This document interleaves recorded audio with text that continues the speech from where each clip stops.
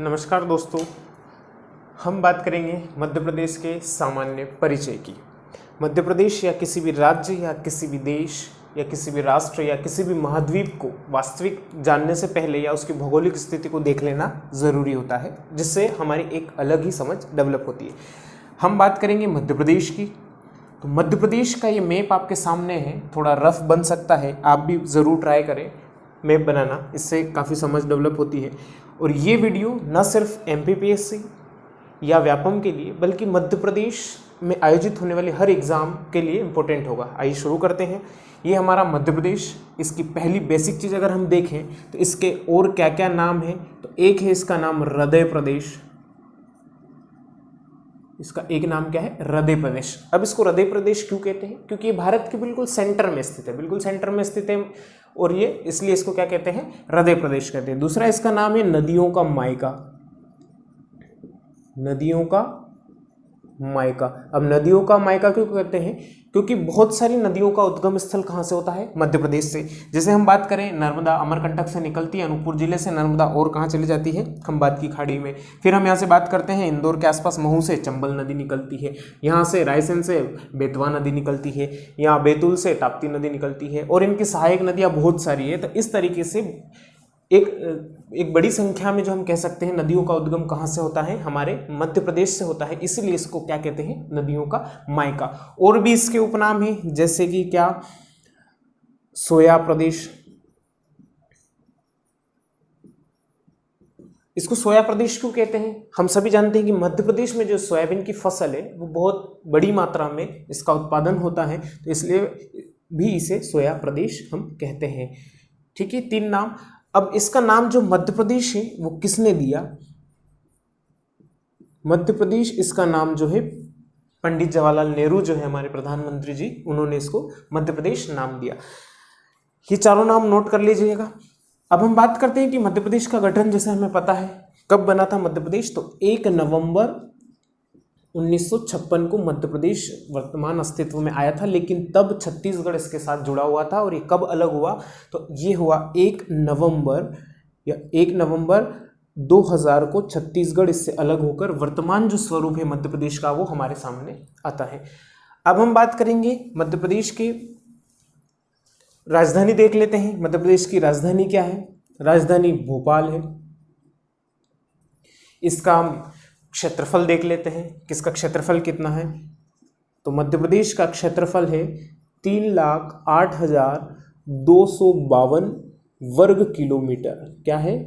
वर्ग किलोमीटर। कहीं कहीं आपको क्या मिल सकता है? 3,08,245 किलोमीटर स्क्वायर या वर्ग किलोमीटर। ये ऐसा क्यों है? तो ये 7 वर्ग किलोमीटर का जो फर्क है, ये छत्तीसगढ़ और मध्य प्रदेश के बीच में एक अमरकंटक में किरार घाटी विवाद है। लगभग इस लोकेशन में क्या है? अनूपपुर जिले में जो अमरकंटक है वहां पे किरार घाटी विवाद है। कौन सा विवाद है? किरार घाटी विवाद। इस विवाद के चलते ये कहीं कहीं क्या मिलेगा आपको? 245, लेकिन हमको क्या राइट करना है? 252। 3,08,252 वर्ग किलोमीटर है। और ये भारत में अगर इसका स्थान देखा जाए तो क्षेत्रफल के आधार पर मध्य प्रदेश का दूसरा स्थान है। मध्य प्रदेश का कौन सा स्थान है? दूसरा। तो पहला किसका है? तो पहला है राजस्थान का। पहला राजस्थान का है। अब राजस्थान का क्षेत्रफल कितना है?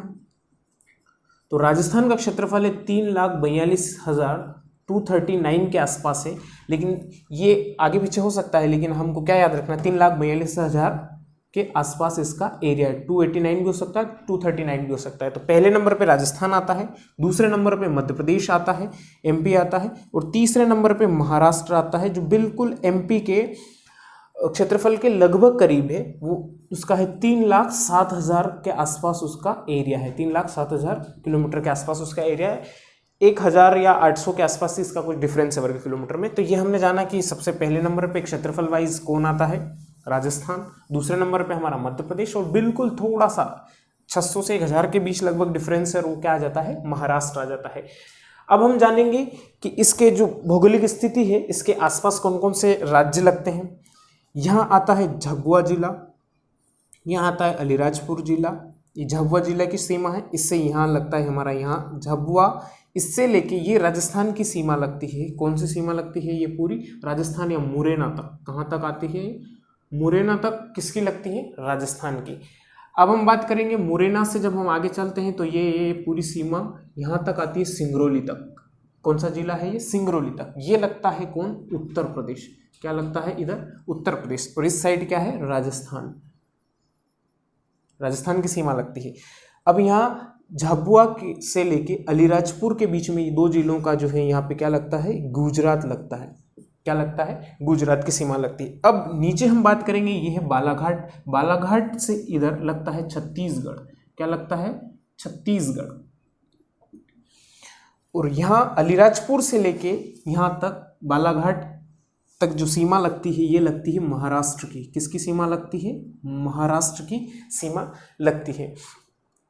ठीक है, ये 5 मतलब कितने पड़ोसी राज्य हैं? अगर क्वेश्चन ऐसा आ जाए कि मध्य प्रदेश की सीमा कितने पड़ोसी राज्यों से लगती है तो 5। कौन?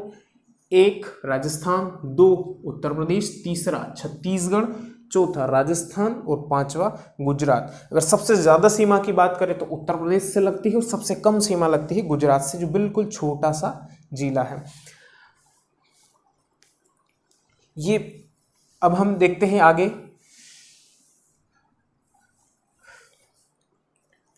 क्षेत्रफल हमने देख लिया, इसकी भौगोलिक स्थिति हमने देख ली, और ये पूरा लैंडलॉक्ड है। लैंडलॉक्ड मतलब भू आवेष्टित। इसकी सीमा कहीं भी समुद्र से नहीं लगती है। इसका मतलब क्या है कि मध्य प्रदेश पूरी तरीके से लैंडलॉक्ड एरिया है।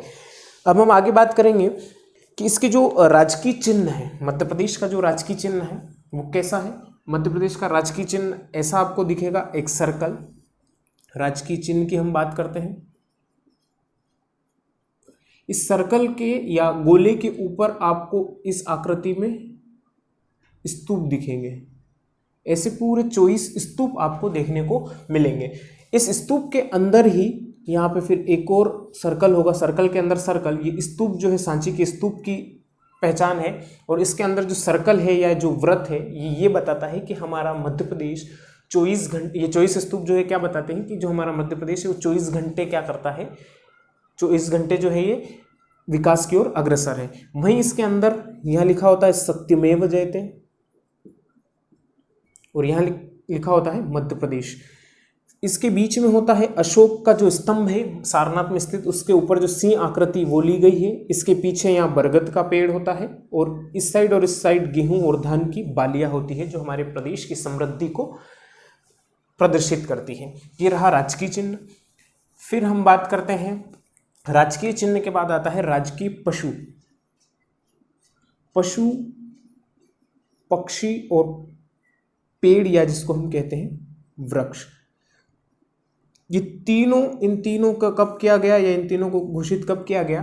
तो मध्य प्रदेश की जो 25वीं जयंती थी, 25वीं जयंती से मतलब क्या है? स्थापना दिवस की जो 25वीं सालगिरह थी, मतलब कि 1956 में 25 जोड़ेंगे तो 1 नवंबर 1981 को इन तीनों की घोषणा की गई। मतलब 1 नवंबर 1981 को राजकीय पशु, राजकीय पक्षी और राजकीय वृक्ष की घोषणा की गई।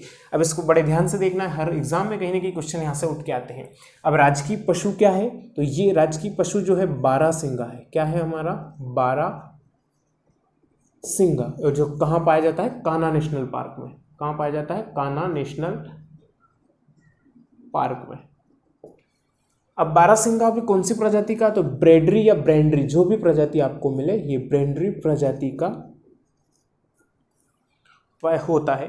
अब हम बात करते हैं पक्षी की, तो पक्षी है शाह बुलबुल। शाह ए बुलबुल कहा जाता है इसको।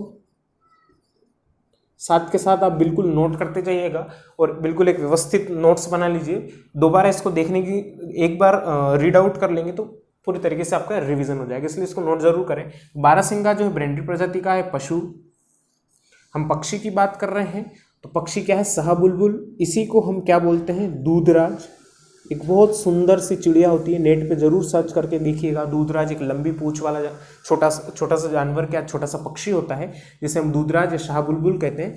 इसका एक बार एग्जाम साइंटिफिक नाम या बॉटनिकल नाम पूछ लिया गया था, जो है पैराडाइज फ्लाईकेचर। पैराडाइज फ्लाईकेचर क्या है? इसका बॉटनिकल नेम है, ये जरूर याद रखना है। बारहसिंगा भी कौन सा? ब्रेंडरी प्रजाति का, ये भी जरूर याद रखना है। ठीक है, अब हम बात करते हैं वृक्ष की। तो हमारा राजकीय वृक्ष कौन सा है? बरगद। राजकीय वृक्ष कौन सा है? बरगद। और इसका बॉटनिकल नेम क्या है? Ficus benghalensis. फाइकस बेंगालेंसिस प्रजाति का एक बरगद है जिसको हमने क्या माना है? राजकीय वृक्ष माना है। इसको नोट कर लिया होगा। रफ करते हैं, आगे बढ़ते हैं। राजकीय पशु हो गया, चिन्ह हो गया, राजकीय वृक्ष हो गया। राजकीय पशु को जो है, राजकीय मछली की बात करें तो कौन सी है? राजकीय मछली। महाशीर, कौन सी है? महाशीर, जिसे टेरा प्यूटेरा भी कहते हैं। टेरा प्यूटेरा या टेराटोरा भी कहीं कहीं मिलता है, टेराटोरा।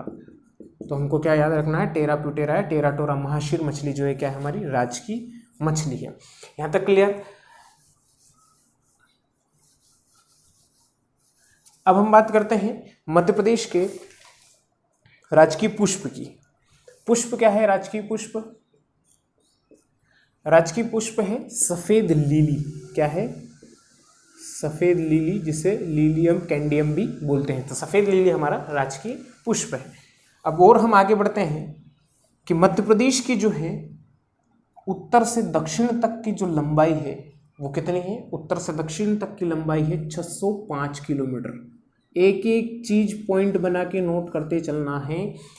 उत्तर से दक्षिण तक की लंबाई मध्य प्रदेश की 605 किलोमीटर है, जबकि पश्चिम से या पूर्व से पश्चिम तक की जो मध्य प्रदेश की लंबाई है वो कितनी है? 870 किलोमीटर। कितनी है? 870 किलोमीटर।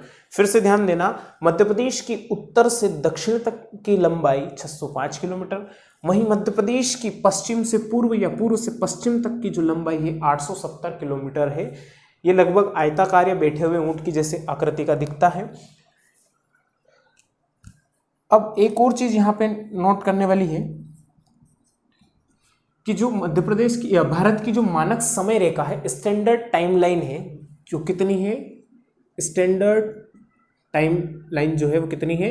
82.5 डिग्री या 82 से 1/2 या इसको 82 डिग्री 30 मिनट भी लिखा जाता है। तो ये कहाँ से गुजरती है? तो मध्य प्रदेश के एकमात्र जिला जिसको हम बोलते, यहाँ से गुजरती है, ये सिंगरौली। कौन सा जिला है ये वाला? सिंगरौली। तो ये चीज नोट करके रखना है कि भारत की मानक समय रेखा जिसे 82.5 डिग्री कहते हैं, मध्य प्रदेश के एकमात्र जिले से होकर गुजरती है, और वो कौन सा है? सिंगरौली जिला। इस लाइन कौन सी है? 82.5 डिग्री। वहीं हम आगे बढ़ते हैं कि मध्य प्रदेश की जो अक्षांशीय स्थिति है, अक्षांशीय स्थिति या लेटिट्यूडिनल जो होता है, लेटिट्यूड अक्षांशीय स्थिति, पृथ्वी को 4 भागों में बांटा है इन्होंने।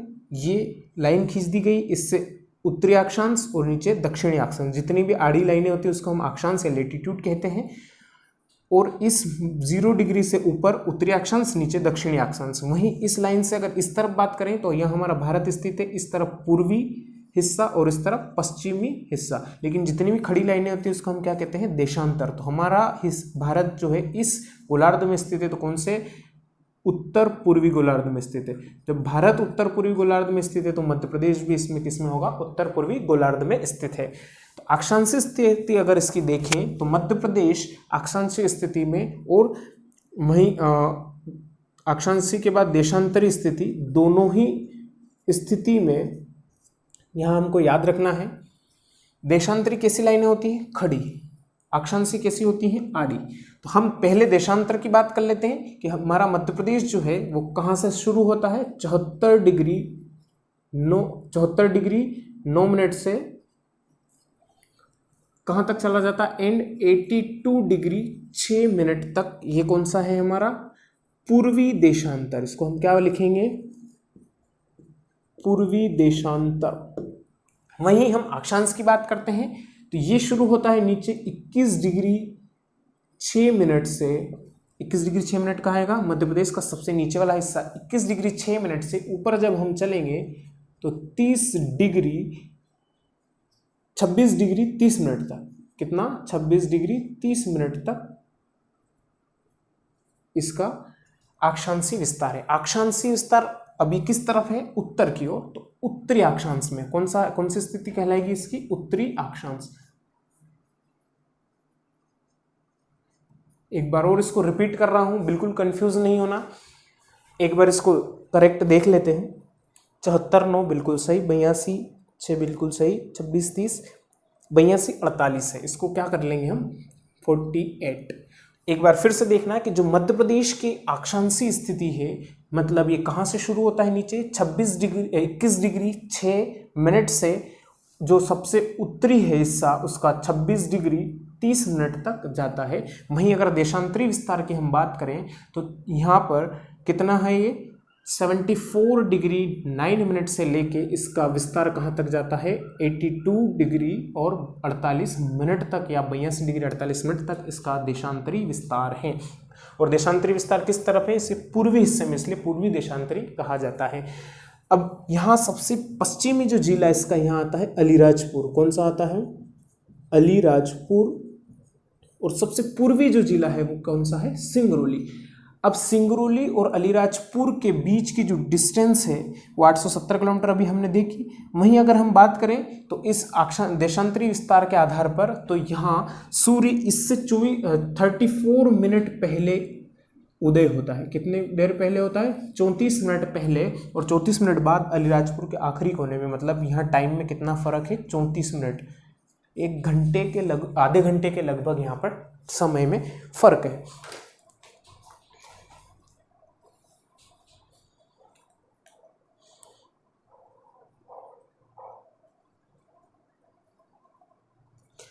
एक और चीज हम इसमें देख लेते हैं।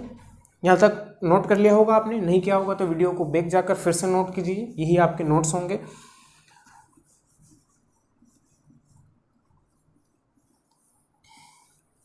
ये है हमारी पृथ्वी। पृथ्वी की जो 0 डिग्री लाइन होती है बीच से, इसको हम क्या कहते हैं? विषुवत रेखा या इक्वेटर। इसके ऊपर 23.5 डिग्री चलने पर ये आती है कर्क रेखा। कौन सी आती है? कर्क रेखा। इसके 23.5 नीचे चलने पर कौन सी आती है? मकर रेखा। ट्रॉपिक ऑफ कैंसर और ट्रॉपिक ऑफ कैप्रिकॉर्न। तो हम ट्रॉपिक ऑफ कैंसर की बात करेंगे या कर्क रेखा की बात करेंगे कि मध्य प्रदेश के बीच से होकर गुजरती है लगभग, और ये 14 जिलों से होकर गुजरती है।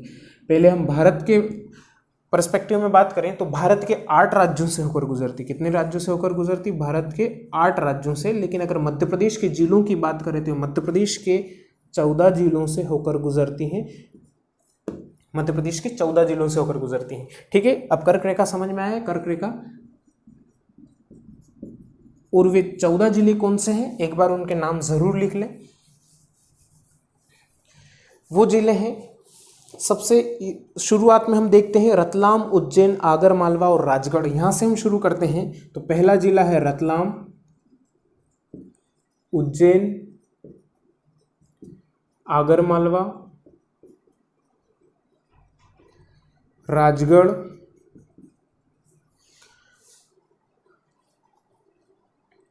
सीहोर, भोपाल, विदिशा और रायसेन। फिर हम चलते हैं सीहोर,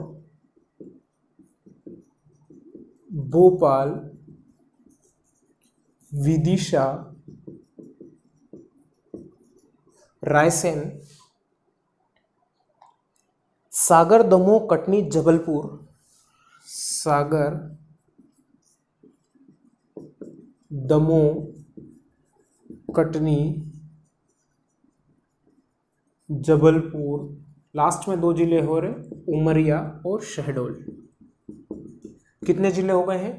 1 2 3 4 5 6 7 8 9 10 11 12 13 और 14। इनको देख लेना है अच्छे से एक बार। यहाँ से हम चलते हैं रतलाम, फिर थोड़ा आगे उज्जैन आता है, फिर यहाँ आगरमालवा का कुछ हिस्सा, फिर राजगढ़ का, फिर सीहोर, भोपाल, विदिशा, रायसेन, सागर, दमोह, कटनी, जबलपुर, उमरिया और एंड में शहडोल तक यह जाती है। तो मध्य प्रदेश की कर्क रेखा मध्य प्रदेश के 14 जिलों से होकर गुजरती है। ये नोट फैक्ट भी याद करना है और इनको एक निगाह में सारे जिलों को देख भी लेना है।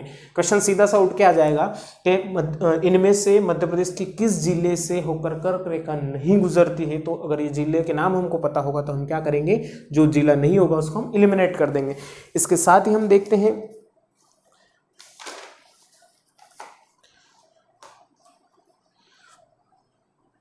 कुछ प्रमुख केंद्र बिंदु हम देख लेते हैं, या राजकीय खेल हम छोड़ चुके हैं अभी। राजकीय खेल बच गया है, जिसको राजकीय खेल क्या है हमारा, मलखंभ है। क्या है राजकीय खेल, मलखंभ।